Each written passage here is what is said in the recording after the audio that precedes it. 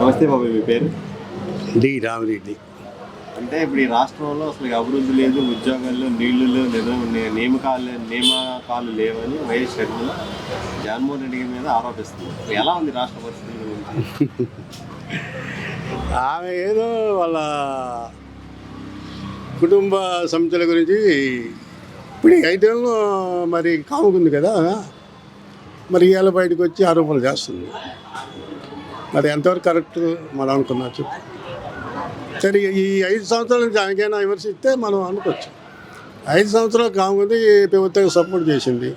ఇవాళ ఏదో వాళ్ళ కుటుంబ కళలు వాళ్ళ ఆస్తుల గురించి ఏదో తేడాలు వచ్చి వాళ్ళు బయటకు వచ్చింది. ఇవాళ విమర్శలు చేస్తుంది. అది ఎంతవరకు కరెక్ట్? అంటే అనగా పవన్ కళ్యాణ్, చంద్రబాబు, కాంగ్రెస్ వీళ్ళందరూ వ్యూహం అంటారు. చంద్రబాబు మోహం అది మరి సిరిమల రావడానికి కారణం. చంద్రబాబు మోహం పడినా దించాడు. అక్కడ కర్ణాటకలో పిసిసి అధ్యక్షుడు శివకుమార్తో మాట్లాడాడు, ఇక్కడ రేవంత్ రెడ్డితో తెలంగాణ మాట్లాడాడు, ఇక్కడ రాజ్యసభ సభ్యుడు సీఎం సుజనా సభ్యుతో వాళ్ళందరూ ఒక పథకం ప్రకారం దించారు. అంటే రాష్ట్రంలో అభివృద్ధి లేదా? నెంబర్ 1 ఉంది. అభివృద్ధి ఏంటి లేదు? ఎవరన్నారు అభివృద్ధి లేదు? చెప్పు, అభివృద్ధి ఏంటి లేదు చెప్పు. అంటే అసలు రోడ్లు బాగోలేదు, ప్రాజెక్టులు కట్టలేదు అంటుంది. ప్రాజెక్టులు అంటే ఉన్నాయి, ఏమి పోలేదు కదా.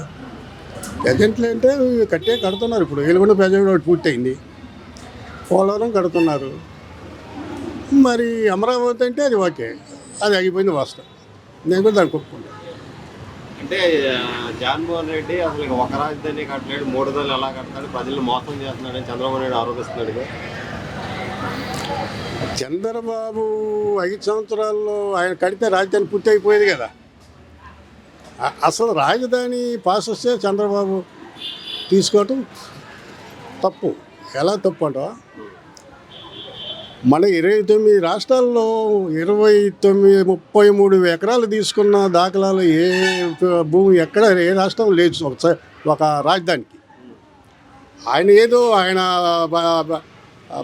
బంధువుల కోసం వినోదం కోసం తీసుకొని రాజధాని అని చేసి అక్కడ వాళ్ళ స్థలాలు కొని వాళ్ళ బంధువులకు వాళ్ళకు ఇచ్చి దాన్ని పర్మిట్ చేయాలని ఆయన చూశాడు. ఈయన దాన్ని కాదని కొద్దిగా అభ్యర్థన పెట్టింది వస్తుంది.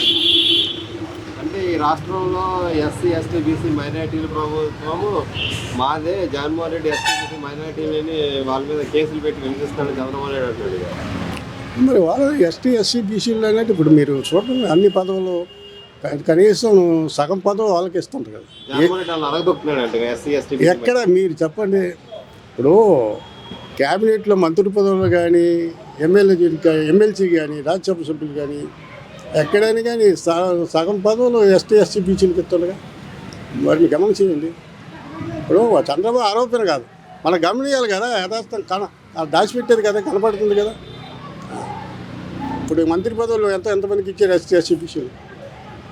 మరి ఇదివరకు చంద్రబాబు అంటే అలాగ ఇచ్చాడా? పని వాళ్ళ బినామీలకు 6 సార్లు గెలిచిన ఎమ్మెల్యేలకు వదిలేసి ఈ ఒక్కసారి ఎమ్మెల్యే అయిన సిద్ధారామకు మంత్రి పదవి ఇస్తాడు, ఒక్కసారి గెలవకపోయినా కానీ నారాయణకు మంత్రి పదవి ఇస్తాడు. అది ఎంతవరకు కరెక్ట్? మరి ఇంకా అది ఎక్కడి ఇది కరెక్ట్ కాదు చెప్పు. అభివృద్ధి అంటే చంద్రబాబు నాయుడు, విధ్వంసం అంటే జగన్మోహన్ రెడ్డి అని లోకేష్ ఆరోపిస్తున్నాడు కదా. అభివృద్ధి అని చంద్రబాబు చేసింది, విధ్వంసం అంటే జగన్ చేసింది, జగన్ అభివృద్ధి చేసింది ప్రజలందరికీ కనపడుతుంది కదా. ఇప్పుడు ఈయన వచ్చినాక ఎన్ని సంక్షేమ పథకాలు పెట్టాడు, ఎన్ని కొత్త పథకాలు పెట్టాడు, సచివాలయ వ్యవస్థ తెచ్చాడు, రైతు భరోసా కేంద్రాలు పెట్టాడు, ఇవన్నీ పెట్టాడు కదా. చంద్రబాబు టైంలో ఏం చెప్పాడు? చెప్పు.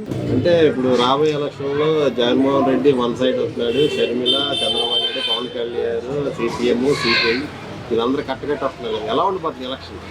ఏముంది, వాళ్ళు ఎంతమంది వచ్చినా వైఎస్ జగనే మళ్ళీ సీఎం అవుతాడు. అంటే జగన్మోహన్ రెడ్డి ఎందుకు కావాలని మీరు అనుకుంటున్నారు? ఆయన పెట్టిన సంక్షేమ పథకాలు, ఆయన చేసే ప్రజలు మంచి మేలు, ఆయన ఆ పథకాలు జనమే మళ్ళీ ఓట్లు వేస్తారు, ఆయన గెలిపిస్తారు. ఇప్పుడు ఏంటికి లేదయ్యా. ఇప్పుడు నేను ఉన్నాను, చెప్తా, నాకు సంవత్సరానికి వచ్చి ₹1,00,000 ప్రభుత్వం ఆదాయం వస్తుంది. ఎట్లా వస్తుందని అడుగు. ఎట్లా వస్తుంది? నాకు వృద్ధా పింఛన్ వస్తుంది 3,000. రైతు భరోసా వస్తుంది, సంవత్సరానికి 13,500 వస్తుంది. మాడవాళ్ళకి ఈబీసీ నేతల కింద 15,000 వస్తాయి. మరి పంటల బీమా కింద సంవత్సరానికి 50,000 వస్తాయి. మరి బ్యాంక్ లోన్ తీసుకుంటే సబ్సిడీ కింద 5,000 వస్తాయి. ఇవన్నీ వస్తున్నాయి కదా. ఎట్లా వస్తాయంటే మరి వస్తున్నాయి కదా. చంద్రబాబు ఎందుకని ఎక్కువ ఇస్తానంటున్నాడు? ఎక్కడ ఇచ్చాడు? ఆయన 14,000 సీఎం అన్నాడు, 40,000 ఇంట్రెస్ట్ అన్నాడు. మరి ఇప్పుడు అప్పట్లో ఇవ్వచ్చు కదా. ఇన్ని ఏంటికి ఇవ్వలేదు? అప్పుడు ఇవ్వలేకపోయినా ఇప్పుడు ఇస్తాను. ఇప్పుడు ఇస్తే ఎంత అంటే ఎవరు నమ్ముతారు? ఆ పోనీ 2019లో చంద్రబాబు సీఎం అయ్యాడు, 2014 చంద్రబాబు సీఎం అయ్యాడు. మరి అప్పుడు ఇవ్వచ్చు కదా. ఇవన్నీ ఎందుకు ఇవ్వలేకపోయాడు? ఇప్పుడు ఆయన చెప్తే ఉన్నాం. ఇప్పుడు ఆయన ఒక మాట చెప్పాడు, అలా డాక్టర్ గ్రూపులు రుణాలు రద్దు మొత్తం అన్నాడు. మరి రైతులు బ్యాంకు లోన్ మొత్తం రద్దు అన్నాడు. మరి చేసాడు చెప్పు. చేయలేదుగా, నమ్మరుగా ప్రజలు. అవి చేసి ఉంటే ఇప్పుడు నమ్ముతారు. ఎన్ని చెప్పినా చంద్రబాబు మాటలు ఎవరు నమ్మరండి. అంటే ఈ చివరి ఎలక్షన్స్లో ఈసారి నేను మాట మీద నిలబడతా, నాకు ఓటేంటి ఎన్ని ఎలక్షన్ చివరి ఎలక్షన్ ఆయన మాటలు నమ్మరు జనం. ఒకసారి ఇప్పుడు మాట చెబితే మాట మీద నిలబడితే నమ్ముతారు. నిలబడిన వాళ్ళు నమ్మరు కదా. ఒకసారి చూస్తారు, రెండుసార్లు. రాబోయే ఎలక్షన్లో జగన్మోహన్ రెడ్డి గారు వైనాట్ 175 అంటారు. వైనాట్ 175 కాకపోయినా 100 సీట్లేని గ్యారెంటీకి వస్తాయి. మళ్ళీ సీఎం ఆయన అవుతాడు. మీ నమ్మకం ఉందా? నాకు నమ్మకం 100% నమ్మకం ఉంది. 50 సీట్లు అటు ఇటు తగ్గినా 100 సీట్లు పైన వస్తాయి. 1 సైడ్ రాకపోయినా, ముడిపడి రాకపోయినా ప్రభుత్వం మళ్ళీ వెళ్తే వస్తుంది. అంటే చంద్రబాబు నాయుడు వైఎస్ఆర్సీపీలో ఎమ్మెల్యేలు కానీ ఎంపీలు కానీ పార్టీలో పోటీ చేయడానికి భయపడుతున్నారంట కదా. అవన్నీ ఉత్త ఆరోపణలు. ప్రతి పద్నాలుగు ఏదో ఒకటి ఆరోపణ చేస్తుంది. ఇప్పుడు ఒక దుక్కున 4-5 పోటీ పడతాయి, ఎమ్మెల్యే సీట్లు కానీ ఎంపీ సీట్లు కానీ. మరి కాగా మరి ఎవరు కాలే భయపడి ఎన్నుకున్నారు? ఎక్కడున్నారు? ఆడికే లేరు కొంత లెక్కల అభ్యర్థులు నిలబట్టండి. జగన్మోహన్ రెడ్డి వల్లనే షర్మిల ప్రాణానికి హాని అని అయినపాత్రుడు వ్యాఖ్యలు చేస్తున్నాడు. అవన్నీ ఉత్తమ మాటలు. చిన్నవేళ ప్రాణానికి కానీ ఎవరు చదువు పెడతారు, ఏమి పండింది దాని హాని పెట్టండి కాకుండా వచ్చింది ఒక 6 నెలలు సంవత్సరం తిరిగితే మళ్ళీ మా కావుకుంటుంది. ఇలా కొత్తగా వచ్చింది కాబట్టి ఏదో కొద్దిగా అది ఇది అంటుంది. ఆమె ప్రాణానికి ఎవరికి ఏమి పట్టింది ఆయన ఇది రాజన్న పెట్టినట్టుందిగా. నేనే నిజమైన రాజన్న వారసురాలు పెట్టిన అది కరెక్ట్ కదా అమ్మంటాము. ఎట్లా ఇప్పుడు ఆమె ఒక ఇంటికి మేము ఇచ్చి పెళ్లి చేశారు, ఒక అత్తగారి ఇంటికి వెళ్ళిపోయింది. వాళ్ళ వారసత్వం రావాలి కానీ రాజన్న బిడ్డ రాజన్న అని ఎలాగా నువ్వు చెప్పు. అది కరెక్ట్ ఏమో. ఇప్పుడు వాళ్ళ వారసత్వం వస్తుంది, రాజశేఖర రెడ్డి వారసత్వం వస్తుంది.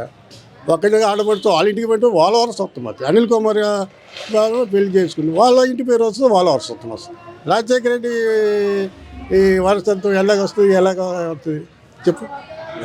అది కరెక్ట్ కాదు, మాట్లాడి కరెక్ట్ కాదు అసలు. ఏంటి మాట్లాడి ఆ మాట కరెక్ట్ కాదు, వాస్తవం. వచ్చే ఎలక్షన్లో కాంగ్రెస్ పార్టీ అధికారులు తీసుకొస్తే నా బాధ్యత అంటుంది అంటారు. ఆ కాంగ్రెస్ పెరగటానికి రాజశేఖర రెడ్డి పతనం అయ్యి ఆయన చనిపోయిన తర్వాత పతనం అయింది. అవకాశం లేదు ఇప్పుడే కాంగ్రెస్కి అవకాశం లేదు. ఇంకా 10 ఏళ్ళ తర్వాత ఏమన్నా ఉంటుందో లేదు. మళ్ళీ జగన్మోహన్ రెడ్డి గారు సీఎం అవుతారంటారు. 100 సీట్లు పైన వస్తాయి. 100 సీట్లు ఓకే, అదేం డౌట్ ఉంది. అయితే 107 అంటే అది కరెక్ట్ నేను ఒప్పుకోను కానీ 100 సీట్లు పైన వస్తాయి. మళ్ళీ సీఎం అవుతాడు, ఇబ్బంది లేదు. ప్రజలకు కానీ కలుగుతుంది. ఎలా మేము ఉన్నామండి సీనియర్ సిటిజన్. నేను ఫస్ట్ తారీఖు 3,000 6ంటికే చేతులు పెట్టారు. 6ంటికి లేపి 3,000 పింఛను ఇచ్చారు వాలంటీర్ల ద్వారా. మీ పాపులు లేదు కూడా. మరి 3,000 రోజు 100 రూపాయలు ఖర్చు పెట్టుకున్న మాకు మందుల ఖర్చులు కానీ టీ ఖర్చు కానీ టిఫిన్ ఖర్చు సరిపోతున్నాయి. హ్యాపీకి బతుకుతున్నాం. అలాంటి అభిమానం ఓట్లు లేకుండా ఏడుకుంటారు. 6 లక్షల మందికి పింఛను ఇస్తున్నారు. చంద్రబాబు టైలు ఎంతమందికి ఇచ్చారు? 49 లక్షలు, 39 లక్షలు, 40 లక్షలకు ఇచ్చారు. ఇప్పటికి ఎంత తేడా కనిపిస్తుంది. అప్పుడెంత ఇచ్చాడు? ఎలక్షన్ ముందు 2,000 ఇచ్చాడు, అంతకుముందు 1000 రూపాయలు. ఈయన వచ్చింది అన్నమాట ప్రకారం 5 ఏళ్ళు 250 పెంచుకుంటే 3,000 చేశాడు. మరి 2 నెలల నుంచి 3,000 ఇస్తున్నాడు. ఎవరైనా మాట మీద కట్టుబడి ఉంటే నమ్ముతారు జనం. అది చంద్రబాబు, పవన్ కళ్యాణ్ ఎన్ని చేసుకున్నా ఏం చేసినా కాబట్టి కొద్దిగా సీట్లు వస్తే రావచ్చు కానీ వాళ్ళ మటుకు కల్పితం వాళ్ళకి రాదు. నో.